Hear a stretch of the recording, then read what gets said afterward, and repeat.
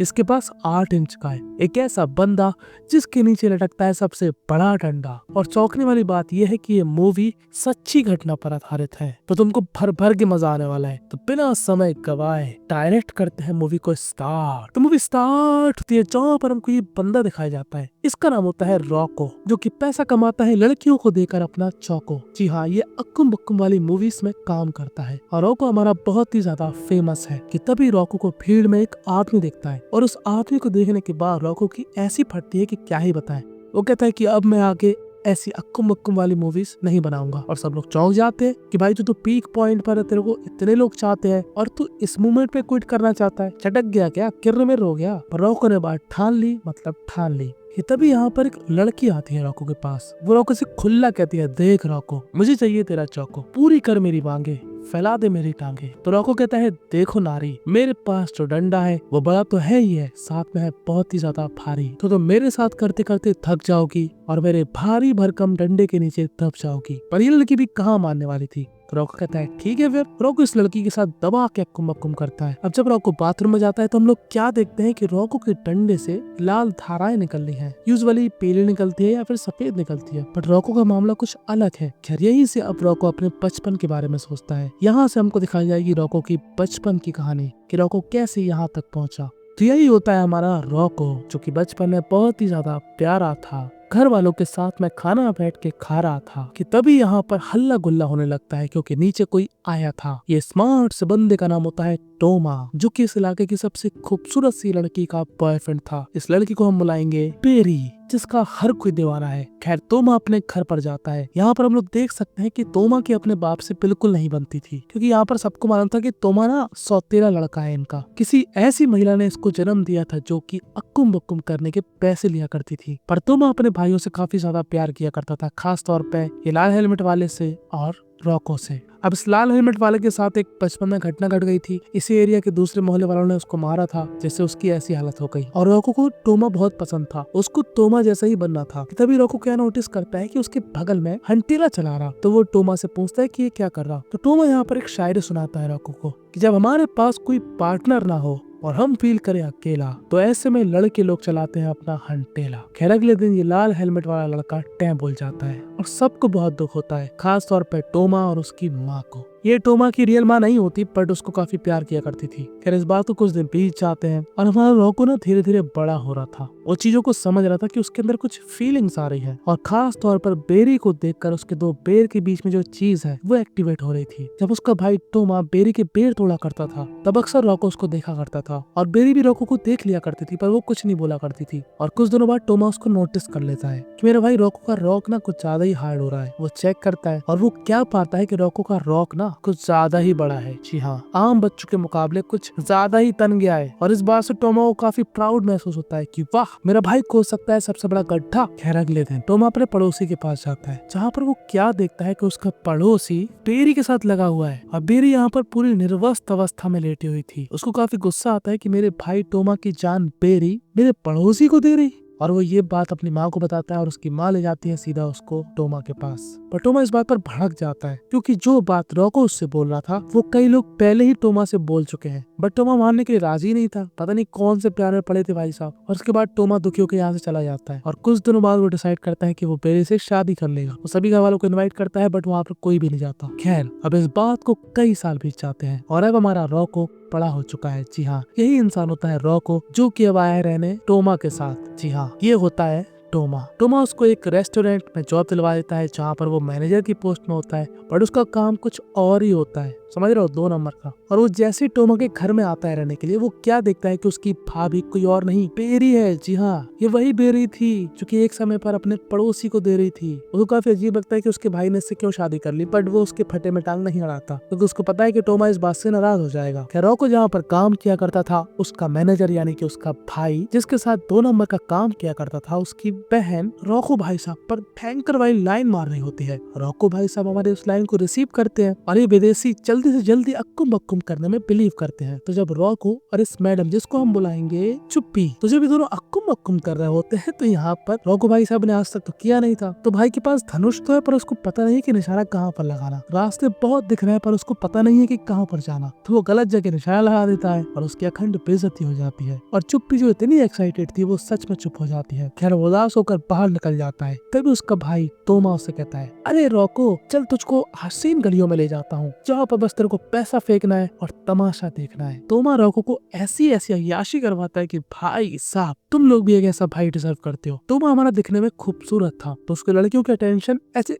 चुटकियों में मिल जाया करती थी। तो हमारा रोको बस अपना एक मकसद बना लेता है कि रेडी स्टेडी ठोको, जो आ रही है आवड़ में उसको लेंगे चादर में। और जब ये बात चुप्पी को मालूम चलती है तो चुप्पी काफी हर्ट महसूस करती है। अरे चुप्पी मैडम जी, अगर उससे नहीं हो पाया था तो आपको दोबारा ट्राई करवाना चाहिए था। तुमने तो उसको बेचारे को एम्बेरस कर दिया था। तो दुनिया में झोल और होल दोनों की कमी नहीं है और रोको अंदर से भरा पड़ा है तो वो कहीं ना कहीं ढूंढेगा। और रोको यहाँ से गुस्से में उन्हीं गलियों में चला जाता है और वो यहाँ पर क्या देखता है कि इन गलियों में बेरी किसी को बीजे का सुख दे रही। जी हाँ, और वो घर पर जाकर बेरी से इस बारे में बात भी करता है जब तोमा नहीं होता वहाँ पर। तो बेरी कहती है, बेटा मैं तेरे भाई से बहुत प्यार करती हूँ। तुझे पता है कि मैं वहाँ पर क्यों जाती हूँ? क्योंकि तेरा भाई मुझे वहाँ पर भेजता है, समझा? क्योंकि उसका ऐसा मानना है कि लड़की अगर ज्यादा प्यार करती है लड़के से तो वो पैसा कमा के लाएगी। और मैं इस बात से एग्री करती हूँ कि हाँ, अगर लड़की सच में प्यार करती है तो वो कमाएगी अपने पति के लिए, आखिरी दम तक कमाएगी। पर ये जो तरीका मैंने अपनाया है वो गलत है, पर ये काम तेरा भाई मुझसे करवाता है। मुझे कोई शौक नहीं लगा, समझा? और ये बात जान के जितना शौक आपको लगा उतना ही मुझे लगता है। ये कौन सा प्यार चल रहा है इन लोगों का? अलग ही रायता फैला रखा है प्यार के नाम पे। खैर रोको एक ऐसा इंसान था जिसके अंदर ज्वाला उमड़ रही थी। सभी लड़कों को पता है सबके अंदर उमड़ती है पर हम लोग कंट्रोल करते हैं। पर इनके यहाँ कंट्रोल वाला कोई हिसाब किताब है ही नहीं, ठीक है? इनके यहाँ रेडी स्टेडी गो, थप्पा बोल दो। तो रोको भी ऐसे ही करता है। वो एक ऐसे क्लब में पहुंच जाता है जहाँ पर कोई भी किसी के साथ भी लगा, मतलब मैं अगर तुमको वो सीन दिखा दूं ना तो यूट्यूब मेरे घर पर आकर मुझको निपटा के जाएगा। खैर कुछ टाइम बाद रोको हमारा और भी बड़ा हो जाता है और अब कुछ ऐसा दिखता है। यही है इस मूवी का मेन कैरेक्टर। अब रोको ऐसा ही रहेगा, गिरगिटार नहीं बनेगा। खैर एक बहुत बड़ा कांड हो गया था जिसके बाद तोमा यहाँ से भाग गया था और अब इस घर में पेरी और रोको है। अब तुमको यहाँ पर लग रहा होगा कि ये दोनों गुत्थम गुत्थे हो जाएंगे, एक दूसरे के साथ चरम सुख पाएंगे, बट ऐसा कुछ भी नहीं होता। रोको को बेरी की चिंता है। खैर रोको जिस क्लब में जाया करता था जहाँ पर एक्सट्रीम लेवल पर अक्कुम बक्कुम होया करता था, वहाँ पर कुछ फेमस लोग भी आते थे जो की अक्कुम बक्कुम वाली मूवी बनाया करते थे। उनमें से एक बंदा रोको को चांस देता है कि तू बढ़िया अक्कुम बक्कुम करता है, तेरा हथियार भी भयंकर है। यही बंदा होता है जिसको हम बुलाएंगे एसपी। इस बंदे को रोको बचपन से जानता है। ये रोको को नहीं जानता क्योंकि ये एसपी बहुत ही ज्यादा फेमस था। इसकी कॉमिक्स आया करती थी पहले और रोको उन्हीं कॉमिक्स को देखकर बड़ा हुआ और उन्हीं कॉमिक्स को पढ़ पढ़ के रोको का अब रोको यहाँ पर सबको अपना खोल के दिखाता, पर शूटिंग के दौरान रोको का कुछ सेकंड में ही बाहर आ जाता। रोको की यहाँ पर बेइज्जती हो जाती है और रोको यहाँ से चला जाता है। अब रोको जब अपने घर जाता है तो ये सारी कहानी पेरी को बताता है। अभी दोनों एक दूसरे की केयर किया करते थे पर इनके बीच ऐसा कुछ भी नहीं था कि तभी यहाँ पर आ जाता है टोमा। जी हाँ, टोमा रोको पर काफी ज्यादा गुस्सा था क्योंकि टोमा को ऐसा लग रहा था कि रोको ने उसकी बीवी के साथ मनाई है बिना शादी वाली सुहाग रात। और तभी यहाँ पर बेरी एक बहुत बड़ा सीक्रेट रिवील करती है कि उसके पेट में बच्चा है। जी हाँ, अब बच्चा किसका है ये तो भगवान ही जाने। और टोमा यहाँ पर डिसाइड करता है कि वो इस बच्चे को अपनाएगा, वो उसको इस दुनिया में लाएगा, अपना नाम देगा। खैर उसने रोको को यहाँ से भगा दिया और रोको अब कहाँ पर जाता है? उसी क्लब में जहाँ पर उसको आजादी थी अक्कुम बक्कुम करने की। वो किसी के साथ भी कैसे भी कर सकता था, कितने भी लोगों के साथ कर सकता था, मतलब समझ लो जन्नत थी वो उसके लिए। और एक बार फिर एसपी उसको चांस देता है और उसको अपने साथ एक दूसरी जगह पर ले जाता है जहाँ पर रोको सबके सामने अपना हंटेला चलाता है, दिखाता है कि मेरा स्टैमिना कितना ज्यादा जबरदस्त है। सभी लोग काफी ज्यादा इम्प्रेस हो जाते हैं और अब रोको को धीरे धीरे काम मिलने लगता है। वो एक बहुत ही बड़ी पार्टी में जाता है जहाँ पर जिस बंदे ने उस पार्टी को रखा था वो उसकी बीवी के साथ अक्कुम अक्कुम करता है। जी हाँ, और जैसे उस बंदे को मालूम चलता है वो बंदा खुश होता है कि बहुत बढ़िया रोको, तूने मेरी बीवी को खुश कर दिया। और मेरा रिएक्शन भी लाइक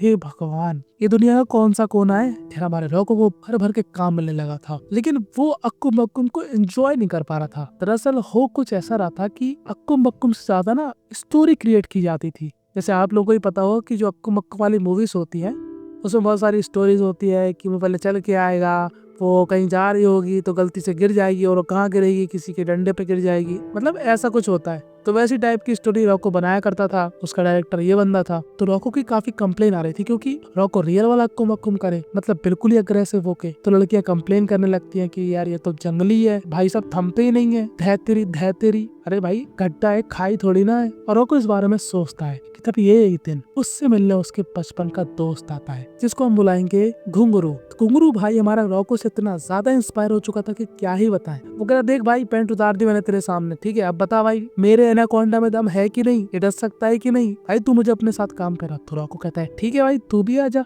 खैर कुछ दिनों बाद बेरी के पेट के अंदर जो बेर था वो अंकुरित होकर फूट के बाहर आ चुका था। इस खुशी में तोमा सबको पार्टी देता है, पर तोमा का जो बॉस था जो कि उससे चिढ़ने लगा था वो उससे कहता है तोमा बच्चा तो बड़ा खूबसूरत है, बिल्कुल माँ पे क्या है, पर तेरी शक्ल उससे क्यों नहीं मिलती। तो अगर ऐसा कोई और बोलता तो तोमा यहाँ पर उसकी कब्र खोद देता, पर ये बंदा कोई आम बंदा तो है नहीं। दरअसल इस बंदे की जेलसी का कारण है कि ये बंदा तोमा की बीवी से प्यार करता है। जी हाँ, ये भी बेरी के बेर खाना चाहता है और इसको हम बुलाएंगे चग्गा। खैर यहाँ पर रॉको भी आता है उससे मिलने। पहले तो उनके बीच सब कुछ ठीक रहता है, फिर आखिर में तोमा फिर से रॉको से बहस कर लेता है। रॉको के मन के अंदर यही बात थी कि ये बच्चा मेरा नहीं है और मेरे भाई रॉको ने 100% बेरी के साथ अक्कुम अक्कुम किया ही होगा, दोनों ही हरामी है, जबकि ऐसा कुछ भी नहीं था। और रही बात बच्चे की, तो भाई साहब तू ही अपनी बीवी को वहाँ पर भेजा करता था जहाँ पर वो तरह तरह के लोगों की मेयोनीज देखा करती थी। किसी की मेयोनीज चली गई अंदर, हो गया अंकुरित, अब संभालो। रॉको अब बहुत बड़ा नाम बन चुका था, हर कोई उससे मिलना चाहता था, हर कोई उससे पिलना चाहता था। एक से एक मूवी रॉको दे रहा था, हिट पे हिट। उसने अपनी कंपनी खोल ली थी ताकि वो अपने हिसाब से अक्कुम बक्कुम कर सके। खैर तभी रॉको उस चीज में पड़ जाता है जिसके बारे में बड़े बुजुर्ग कह के चले गए कि जो खाए वो पछताए, जो ना खाए वो ललचाए। जी हाँ, आपने सही समझा, उसको बोलते हैं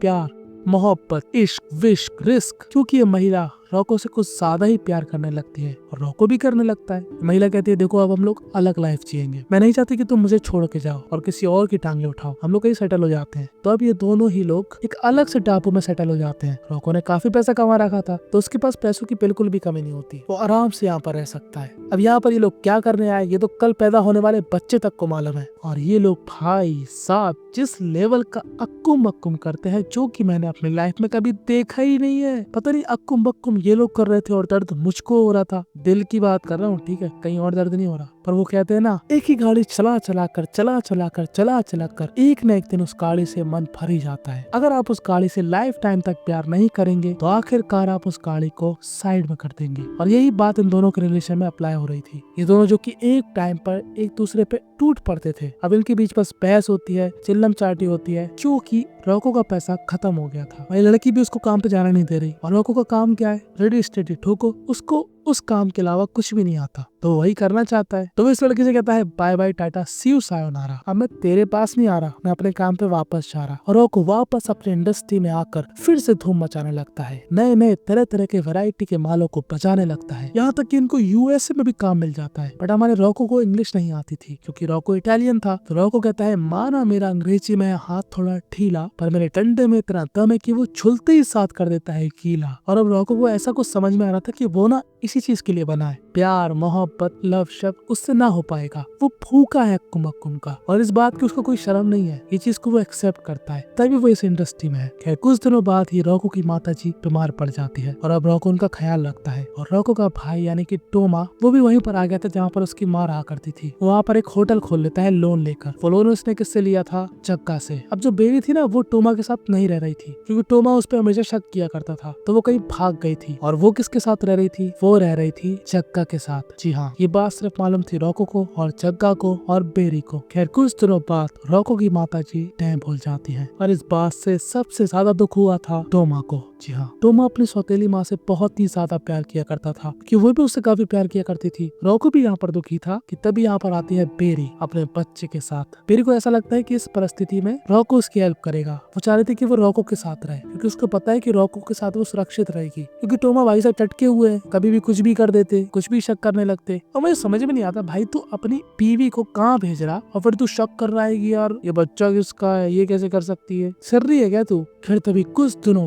बाद रॉको की जिंदगी में आने वाली एक बहुत ही बड़ी खुशी, रॉको को मिलने वाला है ऑस्कर अक्कुम बक्कुम की मूवीज के लिए। और रॉको को इस अचीवमेंट को हासिल करते हुए देखेगा उसका पूरा परिवार सिवाय तोमा के। वो दिल से चाहता था कि तोमा यहाँ पर आए पर तोमा नहीं आता। और इस अवार्ड को मिलने के बाद अगले ही दिन रॉको की एक प्रेस कॉन्फ्रेंस थी। यही सीन हमको दिखाया गया था मूवी के स्टार्टिंग में, और जो बंदा हमने देखा था वो कोई और नहीं, वो था टोमा। जी हाँ, अब मूवी वहीं से चलेगी। अब यहाँ पर रॉको से टोमा मिलने आता है और कहता है कि हमको वापस जाना है, तू मेरा भाई है, मुझे तेरे साथ बहुत अच्छा लगता है। टोमा फिर से किसी लड़की के चक्कर में पड़ गया था, उसको फिर से प्यार व्यार हो गया था, पर इस बार टोमा अपनी फीलिंग्स को कंट्रोल करता है और कहता है कि देखो, मेरे अंदर भरी है हवस, मैं अक्कू मक्कुम के दौरान सभी लड़कियों पे जाता हूँ बरस। कई लोग इसको टैलेंट बोलते हैं, कई लोग इसको बोलते हैं ठरक, बट आई डोंट केयर, मैं इसी चीज के लिए बना हूँ। खैर अब रॉको और टोमा को दोनों को मालूम चलता है कि जो टोमा की बीवी है यानी कि बेरी, वो जग्गा से शादी करने वाली है, क्योंकि उसको जग्गा में अपना फ्यूचर दिखता है, क्योंकि जग्गा उससे प्यार भी करता है और साथ में वो उसके बच्चे की भी केयर करेगा। टोमा जाता है यहाँ पर हंगामा मचाने, पर रॉको उसको रोकता है। इसके बाद वो टोमा को समझाता है कि देख टोमा, बेरी की लाइफ थी उसने अपने हिसाब से सेटल कर ली, अब तू अपनी लाइफ को एंजॉय कर,